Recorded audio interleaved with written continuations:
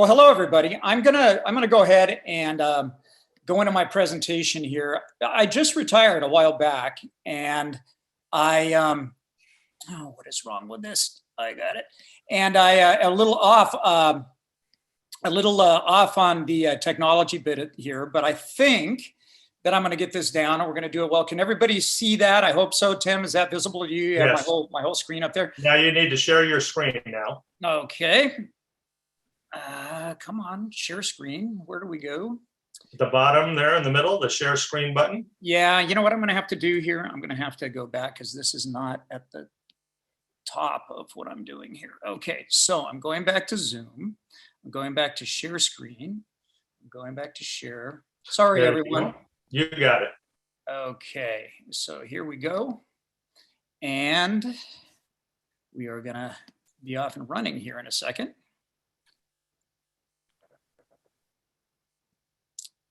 Okay, so JT is really good at this, and he talks 1,000 miles an hour. If you guys were on last time and watched JT, my young friend there knows what he's talking about with weightlifting. He's taken it to another level and done a great job there. And God, I hope I can live up to his presentation. It was fantastic. So I haven't been in the classroom for going on 5 years now. And my teaching skills might be a little bit rough, but I'm going to try to get through this, and hopefully I can give you something you can take back and use right away. Nothing super technical. I'm a simplifier. I think you can make things super complicated, and I need to understand it in full, but then I need to break it down and make my life a little easier. So one of the things that I think even stymies me once in a while is how to design my weekly training plan. And you know, we've all, well, not all of us. I mean, if you're a new coach, you haven't, even thought about this, but most of us have gone through, periodization clinics, and we've, started with our our pre-comp and then early comp and late, in high school, and done all of that and done our plan. But sometimes the weekly plan is what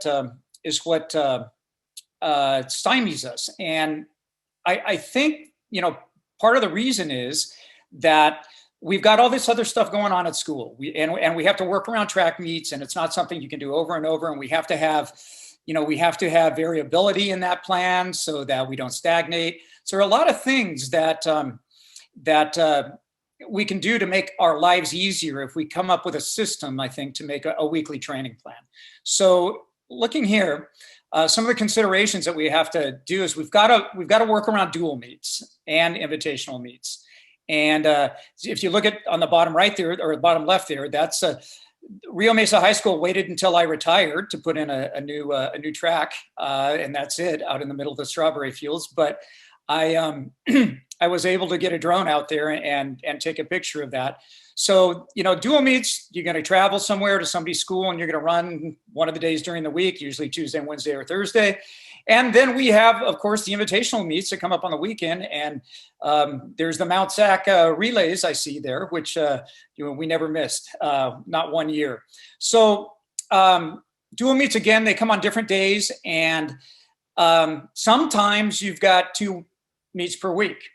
You've got a dual meet on, let's say, Wednesday, and you've got a invitational on Saturday. And California, I think, does that maybe a whole lot more than a lot of other states.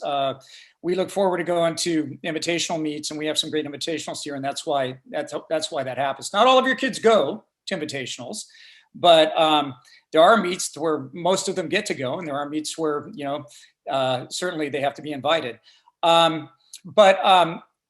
Just speaking of meets, we have to make sure that, and I'm going to do this at the beginning because I don't want to get into and not have said it. Track meets are training for me. And if you've heard me talk before, you know my philosophy. I'm a very low volume, high intensity coach. We get into these monikers that we give people, and are you a short to long coach? Are you a long to short coach? I would have to say if you had to classify me, I'd be a short to long coach, but not at the expense of, developing lactate capacity. I mean, I think people have gone, way far to the left there, and kind of not given the credence to lactate work that they need to. you can get really fast for short distances without doing a lot of it. But if you're going to be up to a 400-meter runner, we need to do that too. So we're going to talk about training a little bit, and we'll talk about how we can fit these different kinds of training into a week. And then we'll talk about what a typical week would look like after we're done. So let me get going here. Okay. I don't know what's happening. There we are. Okay. So a lot of your sprinters are also going to be doing other things.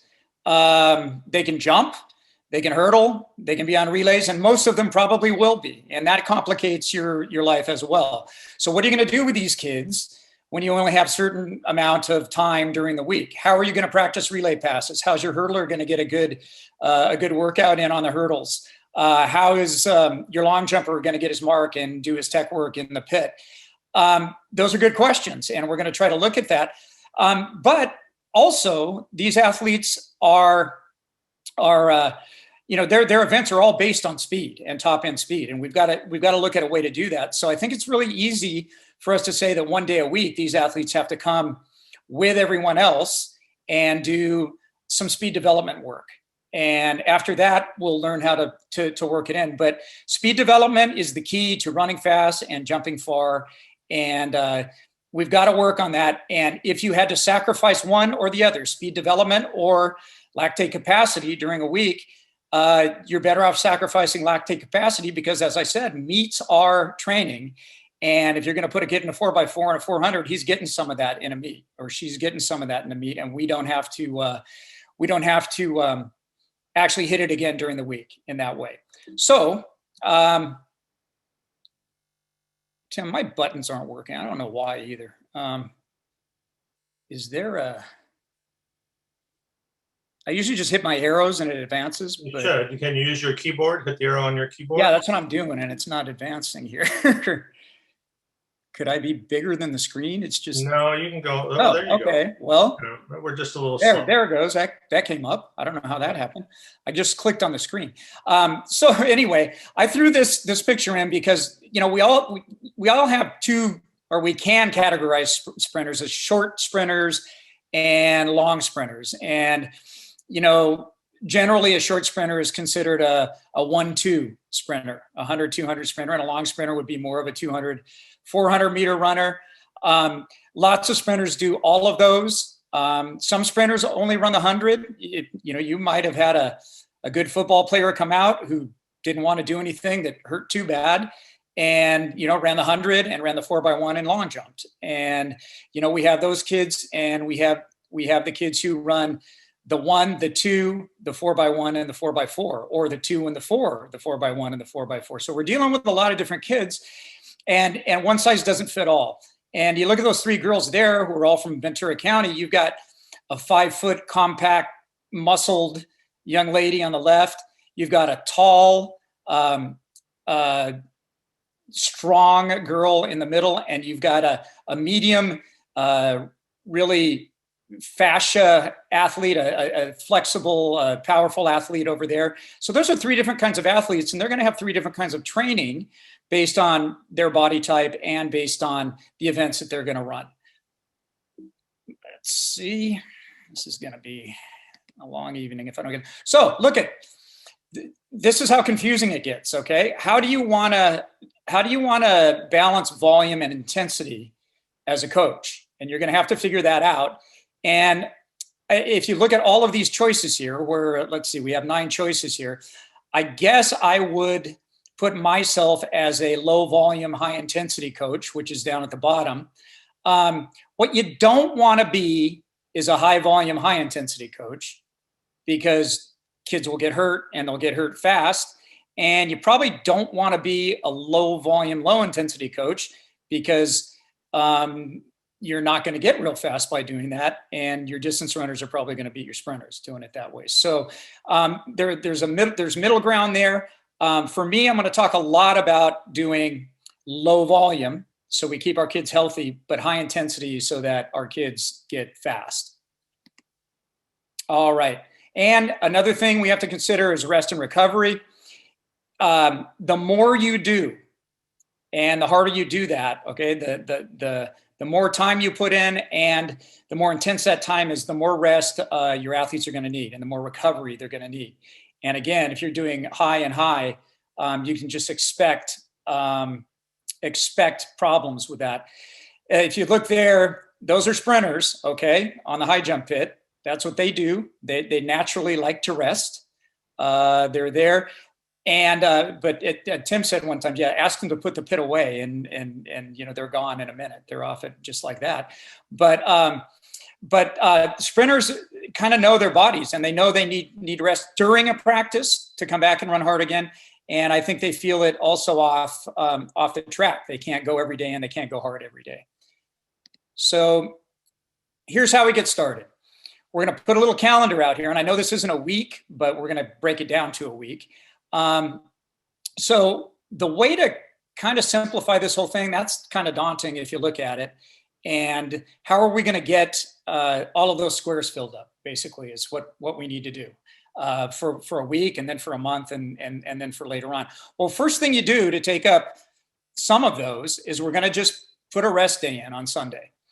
Now, Sunday, by CIF rules, you can't practice on Sunday. So that would be a typical rest day. I know distance runners go out and run on their own on Sunday, and some kids go to the gym and do some other things on Sunday, but we as coaches cannot be involved in Sunday training. So make sure that you're not involved with your kids on Sunday, because that could come back to haunt you.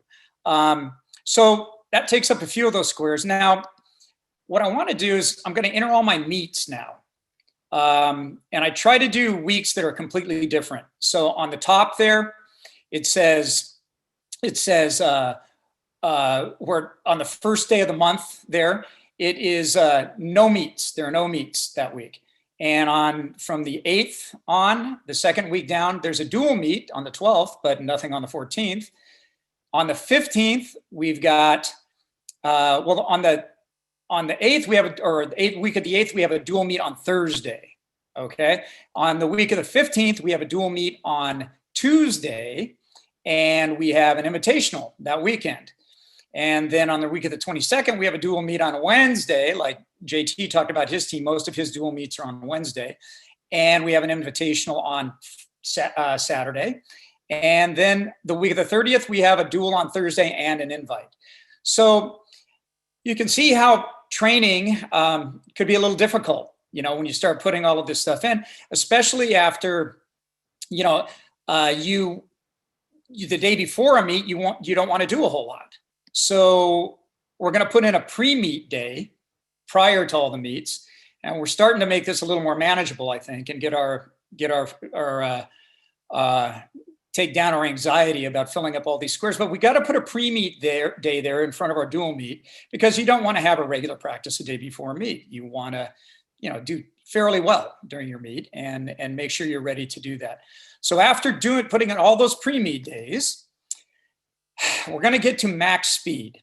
And I'm going to talk about max speed in a little while.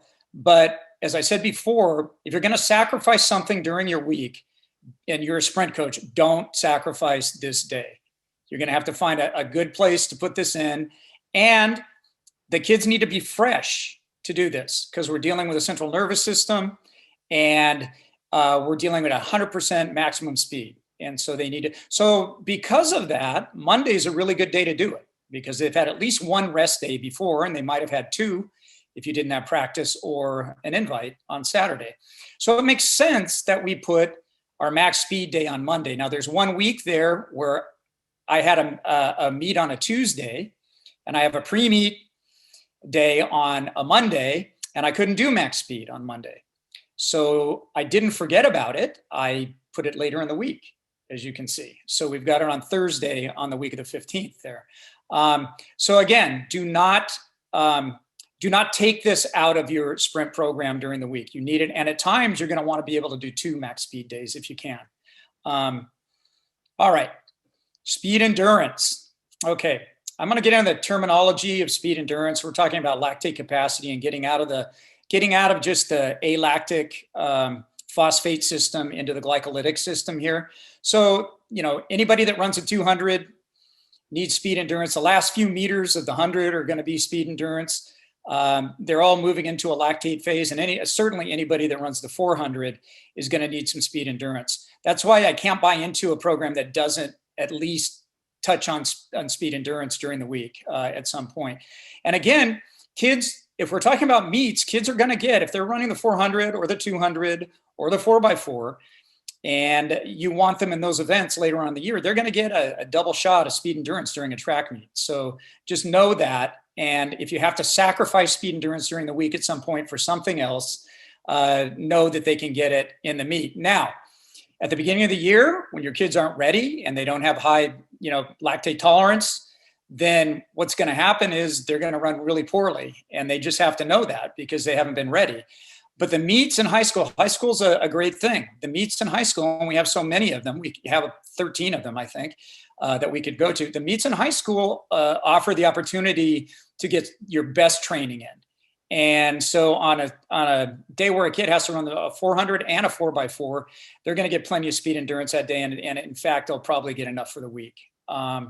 So we've got speed endurance. Now the white squares are going away. Then we have some tech days. Now, what does tech day mean? We're talking about a tech day where it's technique. That would be a day for field events. If some of your sprinters do the long jump, they would do pit work on that day. High jumpers, relay batons, block starts. That's not a real intense day. It's a day where we're working on doing things correctly. We'll talk about this a little bit later, but if you had a sprinter who was also a long jumper, Tuesday would be the tech day for all your field event sprinters. Okay, that's where they would go if we had that day open, if it wasn't a pre-meet day. Now, speed endurance, we talked about, we'll get back to tech days in a second. I'm going to move on here just for a second. And then we've got some as needed days that we can fill in with any of the stuff that we need to fill in with as our situation dictates. So maybe on a Saturday, we don't have an invitational, and it's a good day for us to get a field event day going on Saturday and our hurdlers going, and maybe do a free lap run for every kid on the team, because you can't maybe do that, time people in flies. You can't time, if you've got 100 sprinters, there's no way you're going to be able to time them all, but you could do that on a Saturday. So you want to make Saturday fun so that they come to practice on Saturday. You want to make it enticing so they get out there and do that. So now I've got these things all filled in, and on different weeks we do different things. So because we have no meets on the week of the 1st, we can have 2 tech days. And we have 2 speed endurance days. And even if we had a meet on Saturday that week, we could have a pre-meet Friday and we could have an invite on Saturday. The week of the 8th, it's a little bit different. We have a dual meet on a Thursday. So now we have a max speed day and a speed endurance day, max speed and speed endurance, back to back. Now, is that going to be a problem? That's the question that you ask. Well, I can tell you that I experimented for years doing this stuff, and I found that I could get in a speed endurance day on a Tuesday following a max speed day if we didn't have a lot of volume here. So you're going to see when I talk about workouts, when we're back into back here on max speed and speed endurance, the volume of the speed endurance workout is going to be very low. Never over 1,200 meters total, and most likely under 1,000 meters. So it's, we can get away with doing this because we're doing really high intensity work here, but we're not doing that much of it. It's a quick day here. And then we're going to do some speed endurance, but we're just going to do enough to get the benefit that we need out of it. We're not going to run 6 times something, on that day, something longer. Now, speed endurance means a couple of things. I'm using it here just to represent any work that hits the glycolytic system, the lactate system.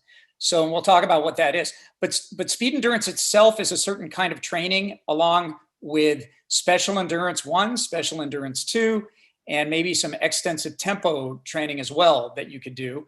I'm not a big tempo guy, but I have used it. Not a lot of not a lot of extensive tempo, but I've used intensive tempo.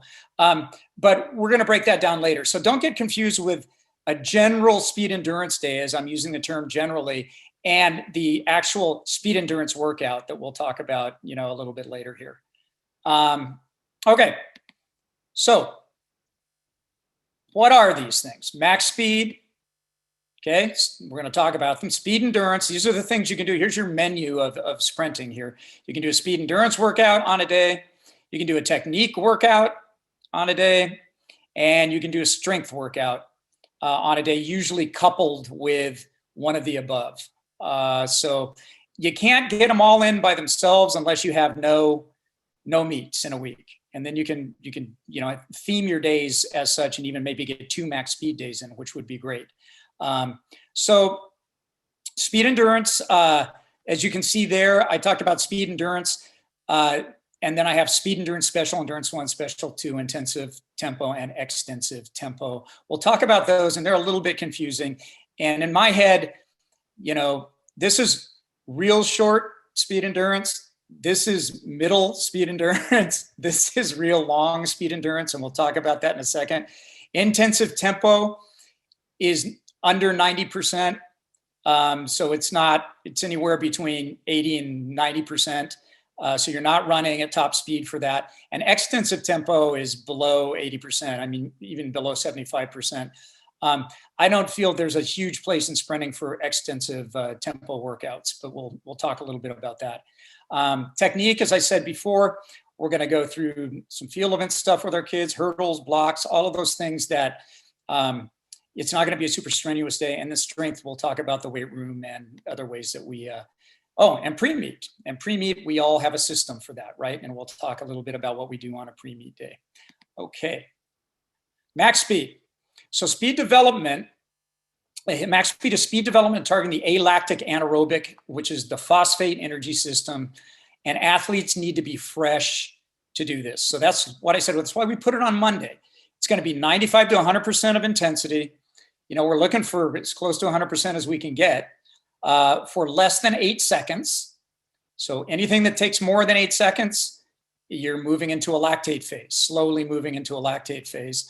And then you only need 3 to 5 minutes of recovery because, and JT talked about this, the phosphate system recovers very quickly. So you really only need to, if you went the whole 8 seconds, you could be ready in 5 minutes. If you only went 4 seconds of the 8, you might be ready in 3 minutes, to come back and do your next repeat, the next thing you're going to do there. That's the only time sprinters come back quick and run something. The only time when they're in the phosphate system. When we're going lactate, we're never going to come back real quickly and try to shock our system when we're tired. We want to run fast when we're doing that. So here's some examples of max speed workouts. So we have fly-ins, and I'm going to talk about fly-ins. If you've coached for a while, you know what fly-ins are. Fly-ins are acceleration runs for 20 or 30 meters. You're going to mark on your track with cones. I mark my whole track with paint. So you can go in and on your lane lines if you want to make some little marks, they're different color to make your life easy when you go out to practice, because fly-ins are the meat and potatoes of sprinting. The fly-ins are what get kids fast. So you're going to want to go out and you're going to have either a 25 or a 30 meter acceleration into a zone marked by cones that can be 10 meters long, that can be 15, 20, 25, 30, 35, 30 meters. I would cut it at 30 meters. Okay. So 30 meter flies, those are 25 meters of acceleration and 30 meters of top end speed. And the difference between 25 meters running in and 30 meters running in is that you have more time with 30 meters. So you're not trying to do a block start to get up to speed. You can ease into your acceleration. But if you want, and I like that a little better usually, unless we're working on acceleration at the same time. And if I want to work on acceleration in a fly, I can use a block or I can use a fall and start, and we'll run 25 meters, but we're going to get out like we're coming out in a race. So again, fly-ins are an acceleration for a certain amount of distance, 25 or 30 meters, and Um, and between a demarked area, the athlete is going to be up running as fast at top speed as he or she can be. Hope we're all good on that. I'll answer questions later, though, if you have any. Okay, next, accelerations are an example of max speed. Now, we're not going at max speed when we're accelerating, but we are going as fast as we can as we accelerate. I mean, that's the goal. We want to accelerate strong and fast, and we're recruiting everything we have. We're pushing hard, and it's a very important part of the race. So if you did accelerations, that you could consider that a max speed day. I would rather do fly-ins. If I had to choose one, I would do fly-ins. I wouldn't do accelerations. But acceleration patterning and other things that you can get by doing those workouts on those days are very important and very useful in sprint training. Then we have something called assisted training, which means running faster than you can really run, than you can actually run. And the way that we do this is helping the athlete to be better than he or she is. So one way to do that is when you're running your fly-ins, always run them with the wind at your back. That way you run a little faster and you're going to get a better stimulus neurologically, and that's going to help. Now, that should just be a rule of thumb for all your fly-ins. You never want to run them into the wind because it's going to be resisted training if you do that. And that's a whole different thing. I mean, that's a strength kind of thing. It's not working on top end speed. So assisted training, we always want to run with the wind. And actually there are devices that can help you with assisted training, which I have used since 1986, 1985 probably, and they've evolved over time. And I'll talk a little bit about those that can actually pull a runner a little bit faster than the athlete could go without the help. You can pull up to like 105% of top speed with those. And it's a great training technique to use from the middle half of your season on towards the end of the season to not stagnate and plateau from all the flies you've been doing. And we have 4x1 relay exchange practice. If you want to get some of that in, that can be part of a Monday max speed workout. Your relay kids can do some flies and then you can pull them over and we can put them in zones and they can practice their relay exchanges. So we're killing two birds with one stone. We're getting double for our money there. We are getting a top end speed workout, but we're also, helping work on relay, the technique and our spacing and everything else that we have in our relay. So here's some max speed workouts. In the early season, okay, and I'll go early, mid, and late just to give you what maybe one of my workouts would look like at any point in the season. So early season right here, I'm looking at doing flies on my Monday. So I'm going to do six 10-meter flies, 6 times 10-meter fly at 95% of top speed. This is in the early season, or maybe better. If the kids are ready, they can run all out with a 25-meter run-in.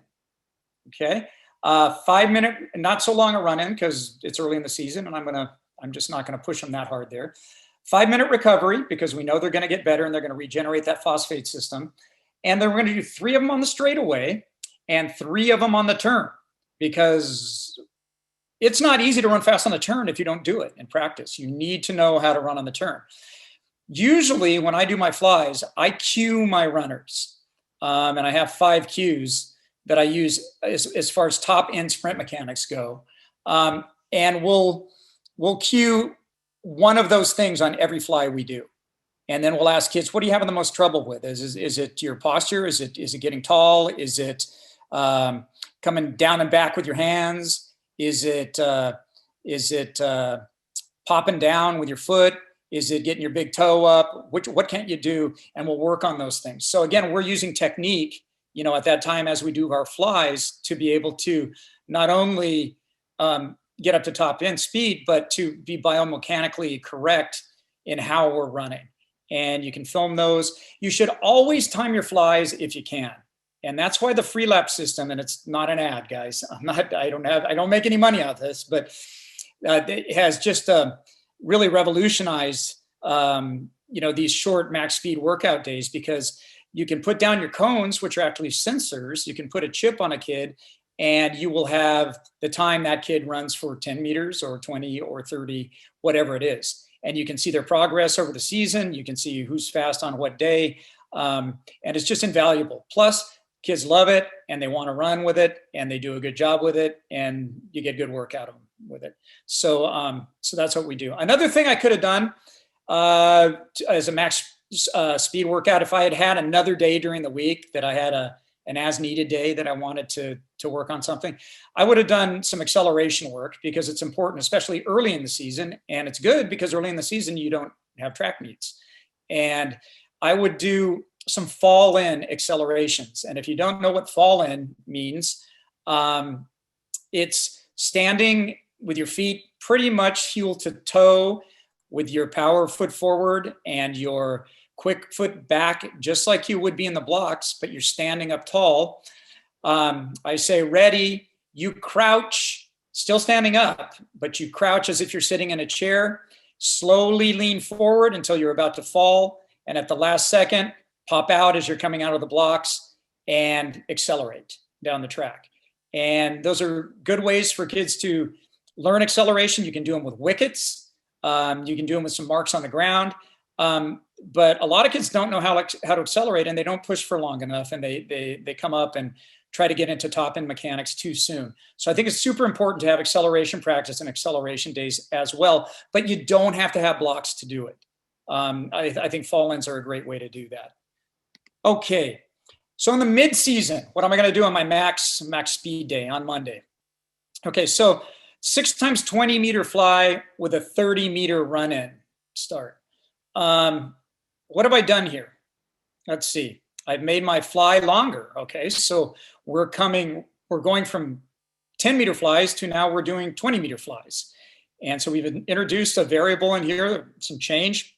Hopefully it's gonna help us improve and get faster, because we are now, we're working on speed, but now we're working on speed over a little longer distance. And again, that's my philosophy, is build speed and then build speed over distance.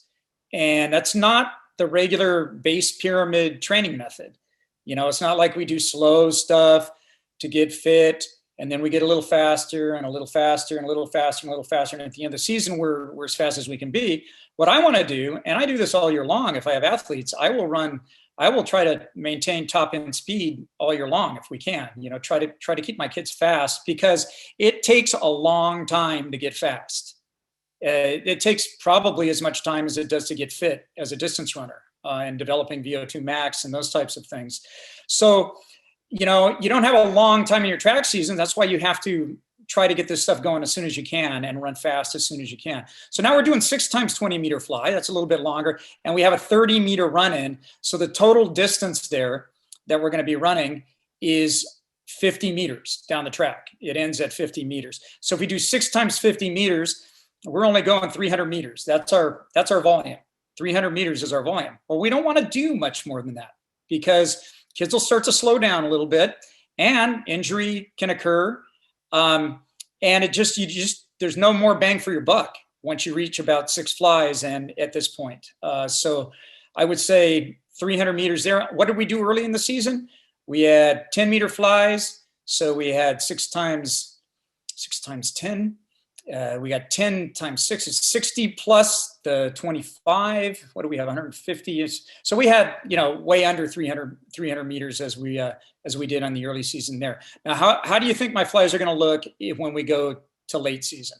Or am I going to do flies in the late season? What's going to come of this? Let's see. So, let's go back. So late season, I got 1 times 30 meter fly. I've got 3 times 70 meter assisted toe on the track. And then I'm finishing up with 1 times 30 meter fly at 100%. And we're hoping the assisted toe is like at 105%. We want that to be, be fast. But what we're doing here is we're going all out. And the reason we have a fly at the beginning is to make sure that we are all ready for towing, that we've got the range of motion going, we've already run fast, and we're ready to go. Towing, I'll talk a little bit about that now. I tow with a pulley system. where there's a runner, an outgoing runner who's not getting much benefit out of this, towing the runner that's being pulled at twice as fast as the outgoing runner is running. But you have to know that feel, and you have to keep slight tension on the cord as you go, because if you pull them too hard, mechanics break down, and if you pull too slow, they're not getting the effect of that. So I'm the one that usually does the pulling on that, unless I have some assistants or kids that I really trust. One year I had a really good relay team with a bunch of smart kids, and they knew what to do, and I allowed them to pull each other once in a while, because I got old and I didn't want to do it anymore. So anyway, that's towing.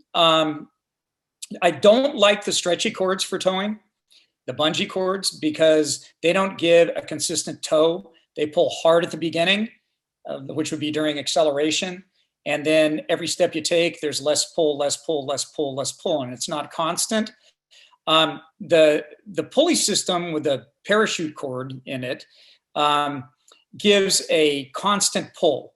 And from what I've seen, and the research varies on this, but what bears out for me is the gains from doing this don't come during acceleration. In fact, I don't want my kids to accelerate out of control. I would rather they eased in to these pulls. I think the gains come down the track at 60, 70, and then 80, 90 meters. You can tow for, I tow sometimes for a full 90 meters. And then the cord will come off and the kids run through the last 10 meters unassisted and trying to maintain that, or last 20 meters unassisted, depending on how far, we want to tow. I'll tell you, at the end of the season, when we do tow and we get kids running, fast and ready for the state meet, what that does is it really helps them over the last part of the 100 meters.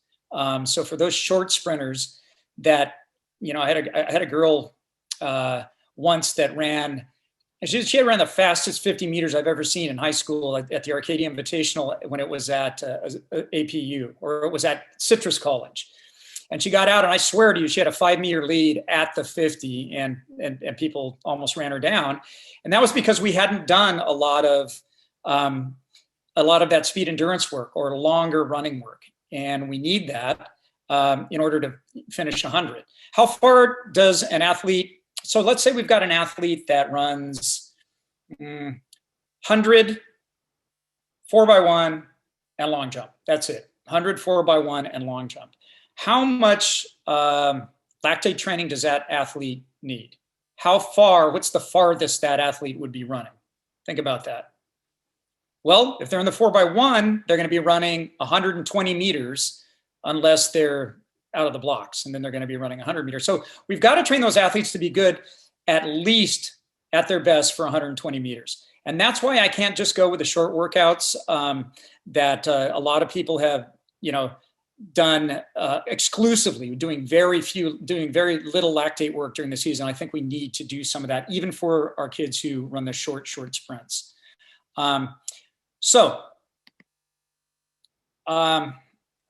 Here's this is out of order. Let's see. Let me go back here. I don't have my speed endurance workouts here.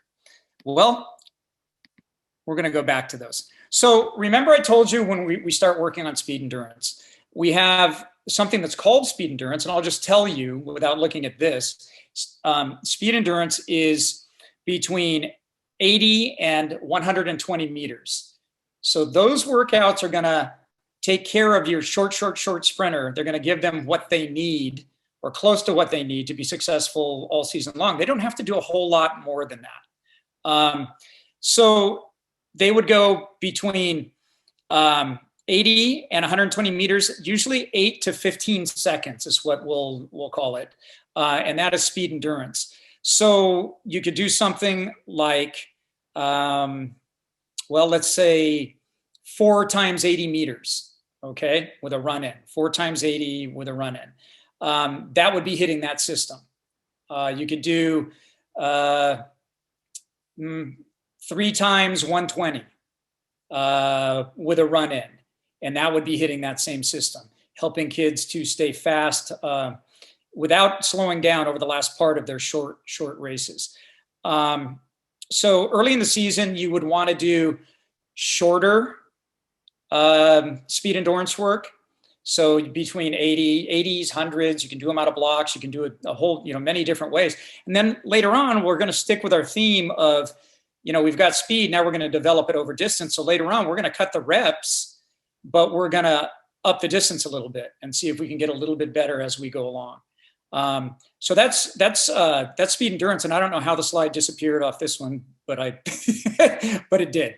So the second type of quote unquote speed endurance work would be called special endurance 2. No, it wouldn't. It would be called special endurance 1. I don't know why this is in this order. Pardon me, everyone. Let's see if we can get to. Okay, you know what? I'm going to go back to this because I think I saved it on a different presentation. This is not good. So let me go to special endurance 2. So we're skipping special endurance 1 right now, which I'll just tell you is between 120 and 300 meters. Workouts that would go between 120 and 300 meters. So special endurance work is, excuse me here. Special endurance work is for those kids who have to run a 200. They've got to run a 200. So they need to run a little bit farther than those kids who only run 100 and but it's not going to hurt the kids who run 100 in long jump or run the 4x1 to run some special endurance. But you could run something like 4 times 200 for special endurance. Or you could run 250 for special endurance. As about as long as I would go with that to get people ready to run 200s. The workouts aren't here because they're in a different presentation, but I'm going to find it at the end and we're going to get those going. So that would be special endurance 1. So you kind of figure that your 100, 200 people are going to be max speed, speed endurance, and special endurance 1. For special endurance 2, for your kids who are going to run a 400 or the 4x4 or the 300 hurdles, you're going to have to do some special endurance 2 workouts.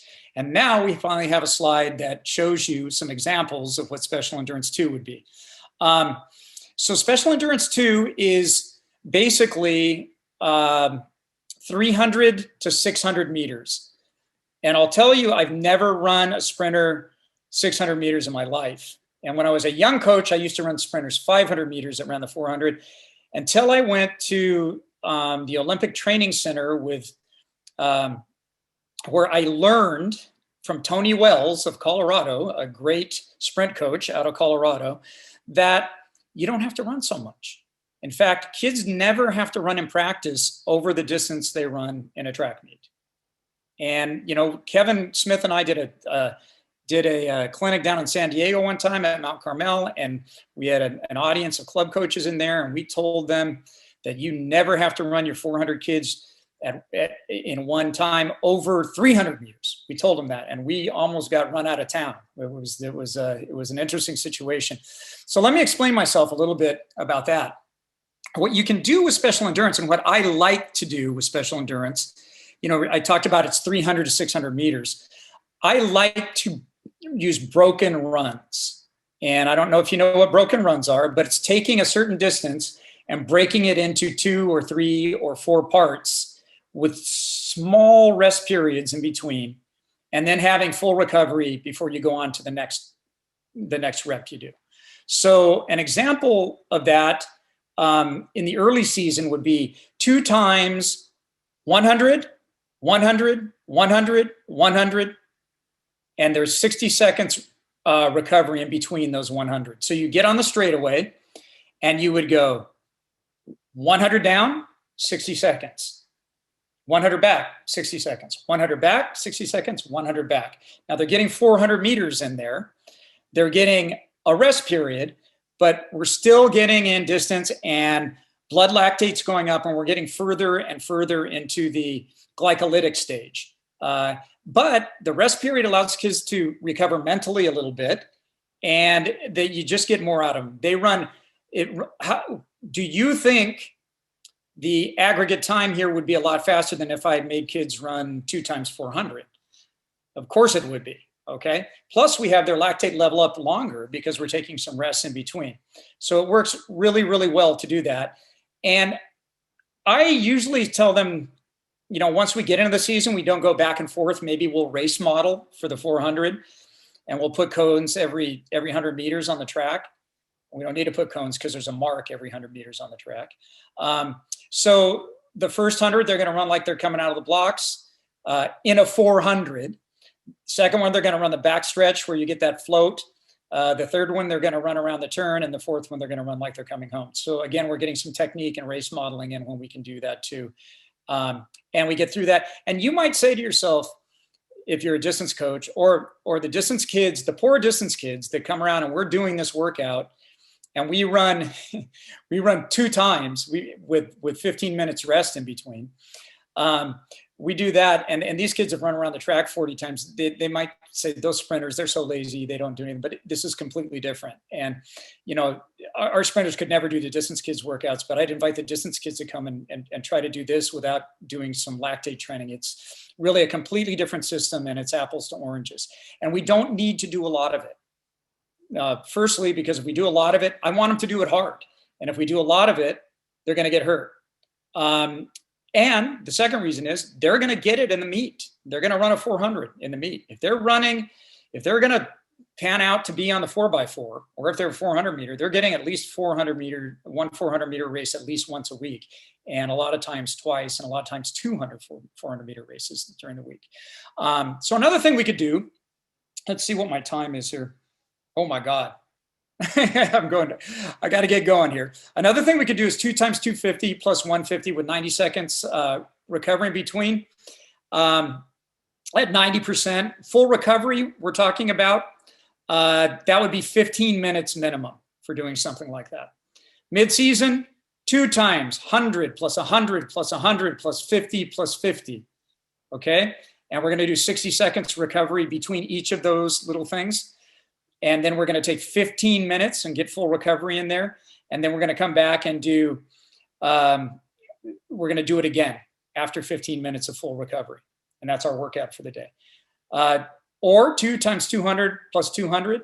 It's a broken 400. That's a common broken workout. It's a special endurance 2 workout, 90 seconds rest in between the 200s, and then full recovery afterwards. It's going to be at least 15 minutes. Late season, you can see what I have there: 2 times 300 plus 100 plus 50, 60 seconds rest in between those at 95. We're up in the ante a little bit.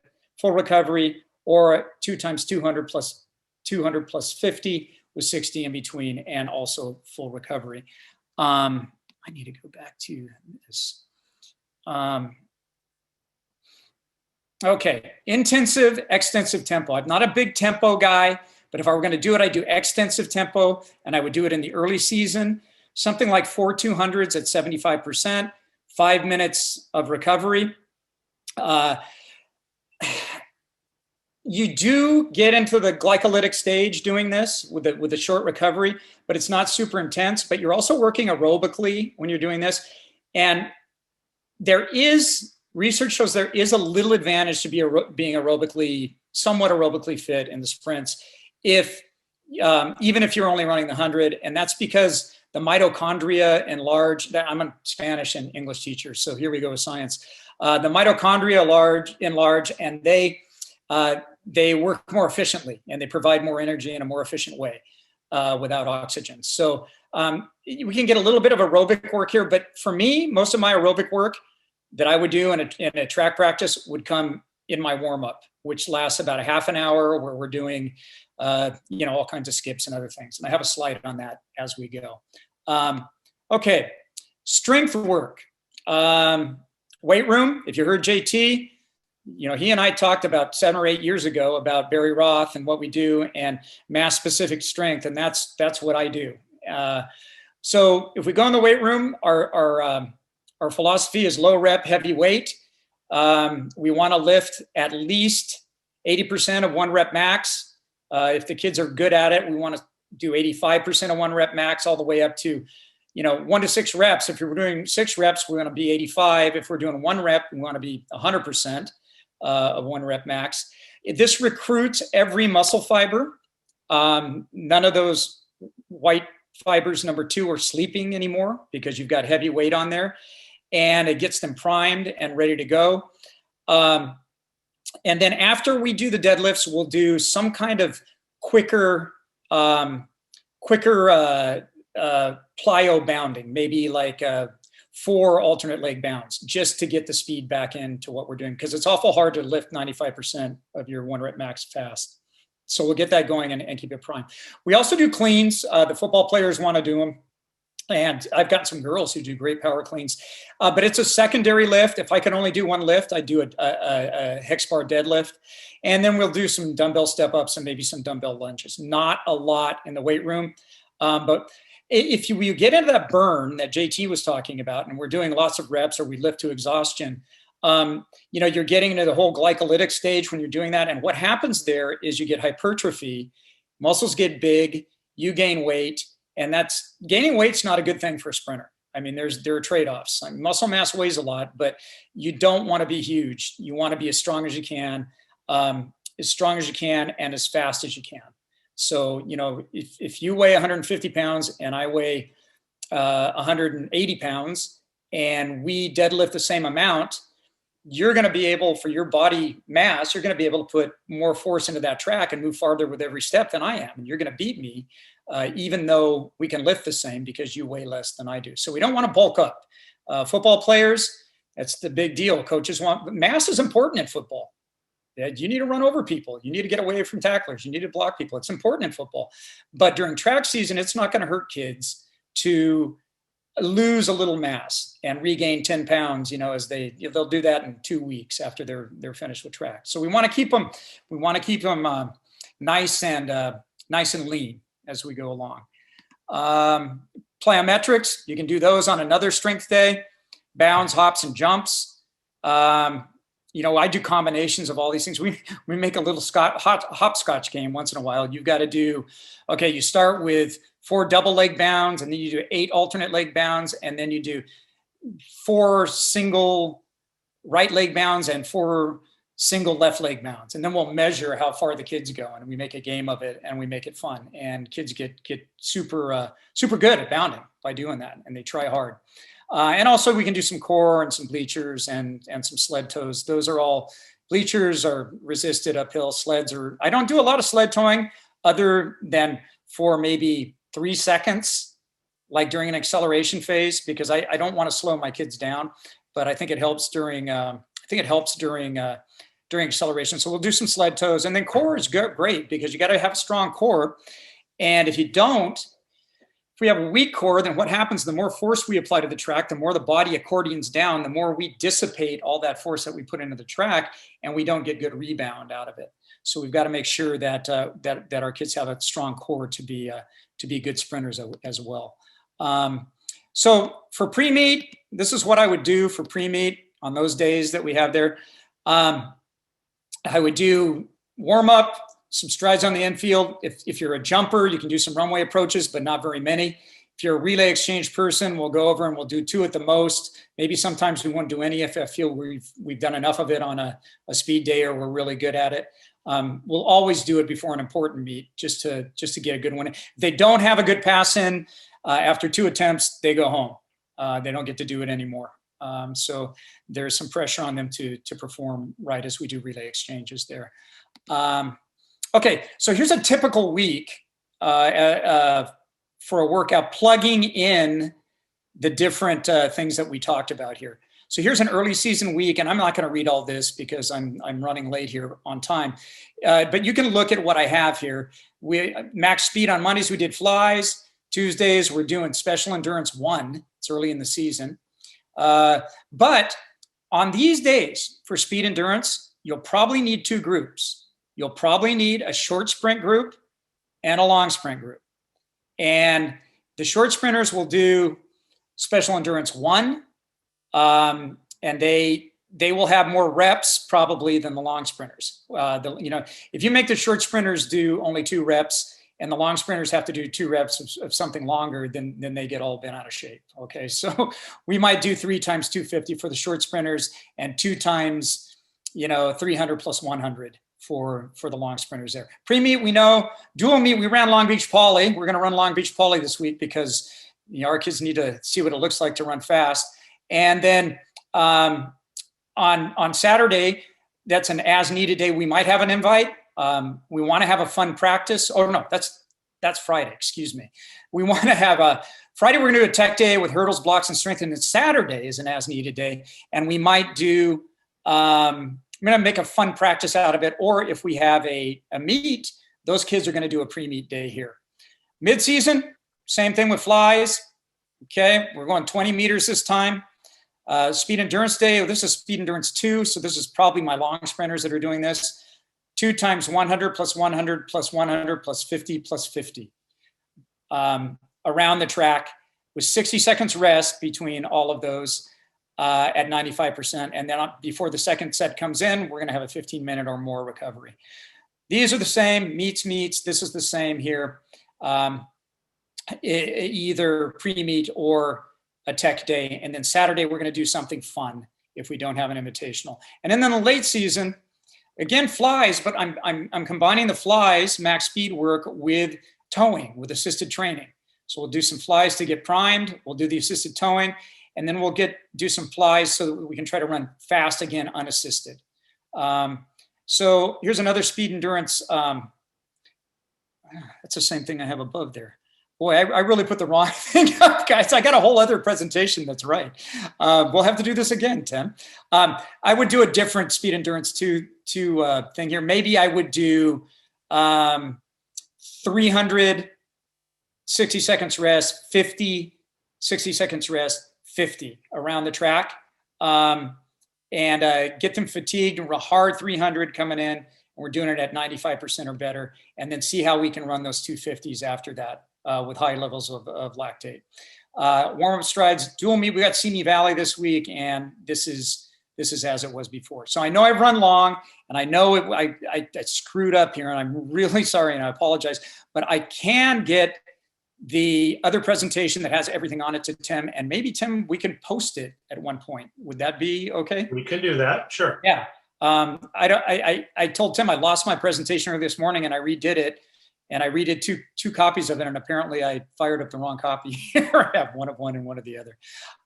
Okay, question time. If anybody has questions. Go ahead and stop sharing your screen.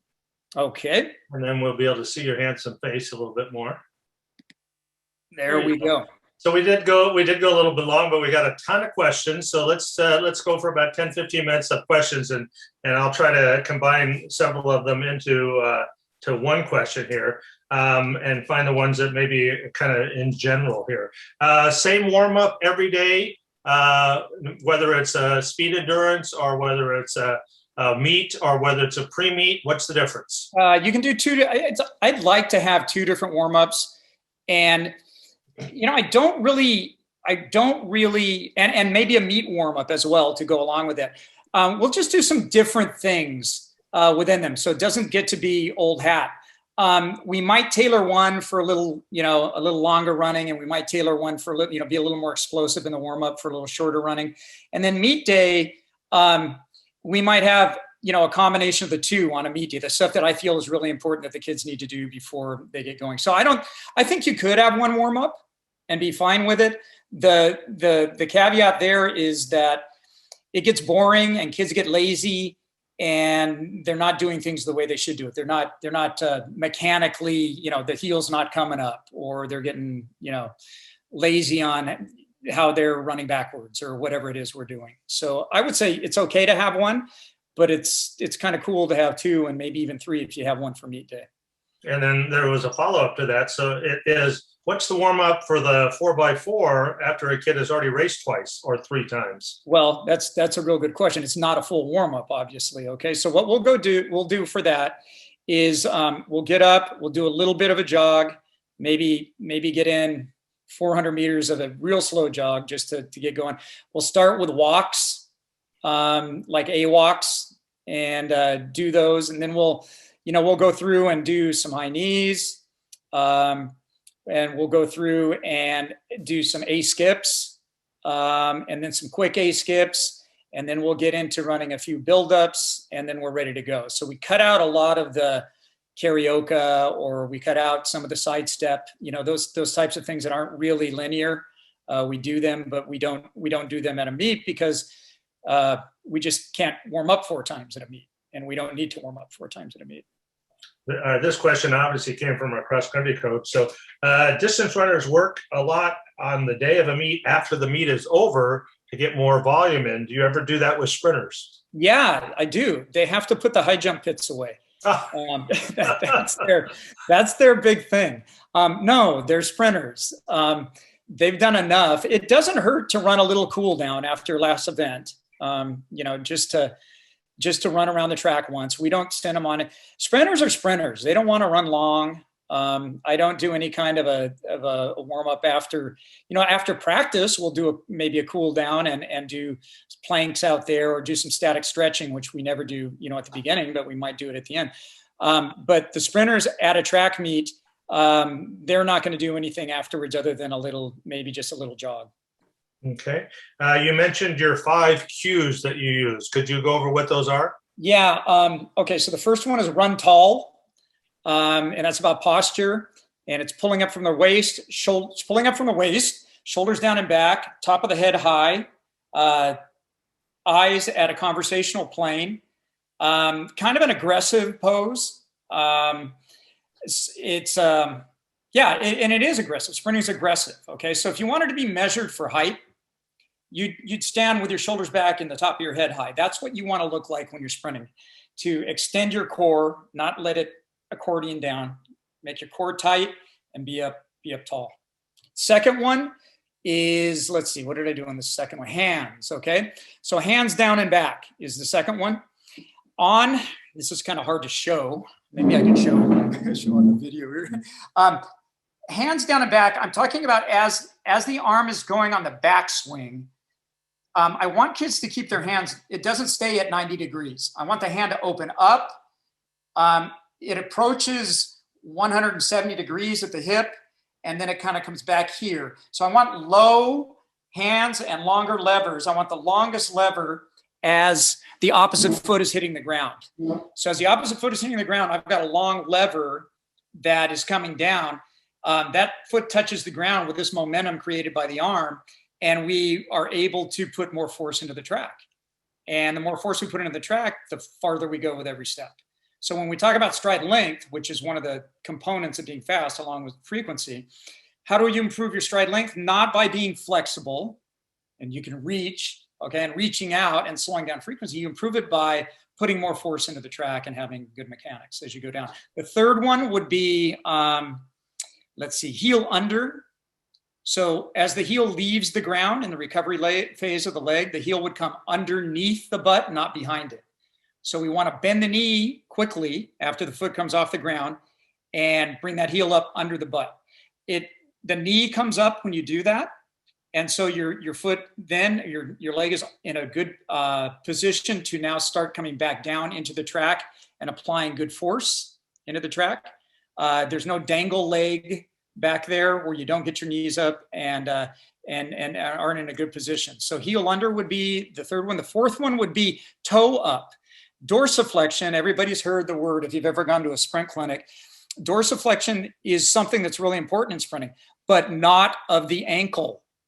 I've gone to a million clinics and they say you dorsiflex your ankle. And if you look at any good sprinter, the ankle is not dorsiflexed. It's neutral. But what is dorsiflexed is the big toe and the toes. They can come up like this, okay? So they do that. So what that does is it tight packs the bones in the foot, pulls the plantar fascia there, tight packs them, and locks the ankle joint in, and it's stiff. So when you have a stiff ankle joint and you're hitting the ground with good force, you get a quick stretch reflex and you're back off the ground. That cuts down ground time. It gives you less dissipating of energy, and you go faster and farther with every stride. And the last one would be, what would I want to call it? We just call it pop, pop, pop. And basically it's don't let your foot fall. Put force into the ground when your foot hits the ground. A lot of kids recover the leg and they just kind of let gravity take the foot down. That last few inches before the foot hits the track, we want to hit it and we want to have active contact. with the ground. That's what it would be, active contact. So we do put good forces into the track. I know it's a long explanation. That's a whole session on itself, but those are the 5. It's great. It's right in line with Cameron's biomechanics last night. That explains all that, ties those two together. A couple quick ones here that are just general, which is great. Spikes every practice? Okay, good question.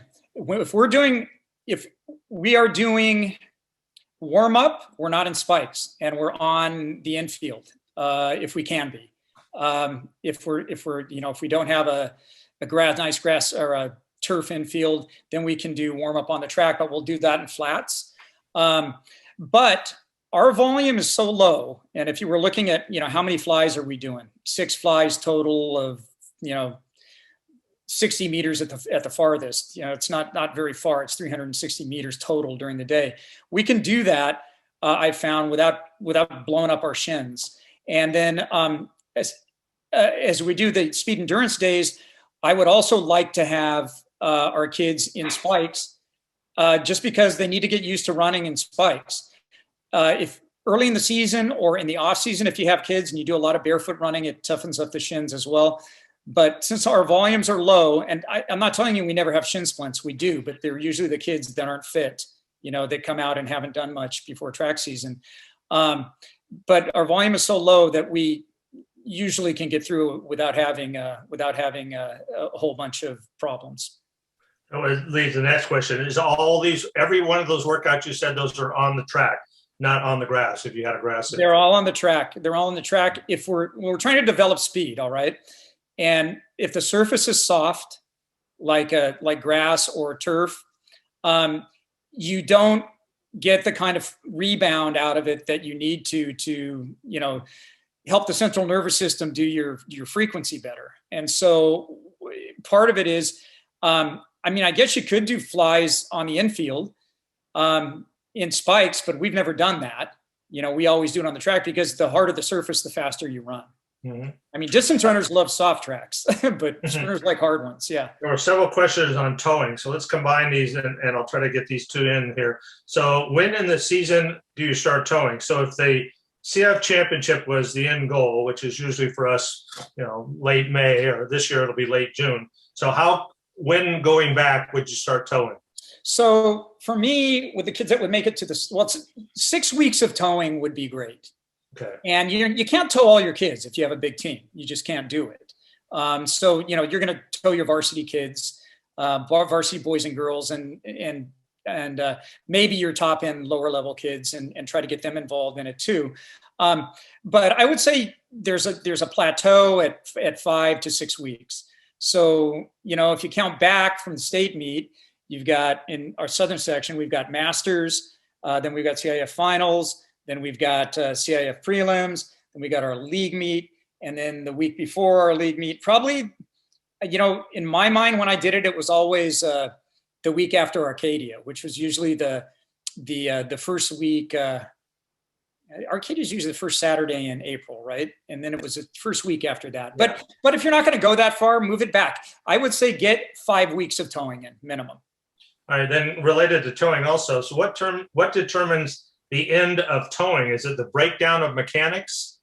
I assume that means how long do you go, and then when does that stop? How far you go? Well, there should be a progression. In your first sessions, I think you tow kids like 60 meters. Okay, that would be the best you can do. You don't want to fatigue them. They're learning. They're just getting back into it. But again, as in the other modalities that we talked about earlier, I increase the distance of the tow. I might knock down the reps, but we're towing further. At the end of the year, I'm towing kids 90 meters. And then they're running, they're flying afterwards for 10. At 60 meters, we'll tow, and then we'll release the cord, and they're going to run 20 more meters, on their own after that, trying to maintain speed. So there's really, if they've trained, there's not going to be if there's any breaking down, it's not because you're towing too far. It's because you're pulling too hard. Oh, okay. You need to just back off on the pull. You need to know the tension on it, and it takes time to do that. It's not an easy thing to do, and that's why we don't want kids to do it a lot. All right, let's finish with this one. The coach wants to know how much he can really work a kid. How many meets can a kid run the 400 and the 4x4? How many? Uh-huh. Well, okay, so I had a kid a while back named Jameson Jordan who he won the Masters meet in the 100. He was really fast, but he ran the 4x4 in every meet during the season. He ran the 100, the 4x1, the 100, the 200, and the 4x4. I had 400 meter specialists that basically ran the 400 every meet. So they would have two, our best 400 meter people would be, they'd run two in a meet. I don't have a huge problem with that as long as they're getting recovery and I'm not beating them up all week in practice. I use that as their practice day. And, it's easy to generalize and do what I did with, the days, but, your kids that are really working hard in a meet, practice is always adjustable. You never go in with, not being able to make a change if you see something wrong there. So I would say a kid, I had a kid that ended up running high 48 in the open 400, and he ran every 400 and every meet during the season. Now there's a couple of meets where I pulled my varsity kids and they didn't even run in them because we had too many invitationals for them. So he got a break, on a week like that. But I have kids that ran 2400s, during the That's season. a great explanation of what you were talking about meets being training, and that's what it comes into. Right. All right. Well, thank you so much, Brian. We've gone our 75 minutes, and it is St. Patrick's Day, so I'm sure there's people that still need to to. So I need to go out because after my debacle. You're fine. Thank you, Brian. Thank you so much. That was great. And again, we'll post that, and we'll post the PowerPoint also, the other one, but we'll post the whole video and you can take a look at all that stuff. So we want to thank Brian very much. Brian's one of the great guys in the sport, and you'll see him at a meet. He's one of those guys you can come up and talk to forever and ever, just like JT, and they'll talk forever. And I don't care if you've got, girls running 15 seconds for 100 meters. They love to talk track. So please, when you see them, talk to them. So just a quick reminder, tomorrow night, if you'll join us, we go to the field events tomorrow night. Shot put at 6:30, high jump at 8 o'clock. And once again, Brian, thank you so much. Happy St. Patrick's Day to my fellow Irishmen. And we'll see you all tomorrow night at 6:30. So good night, everybody.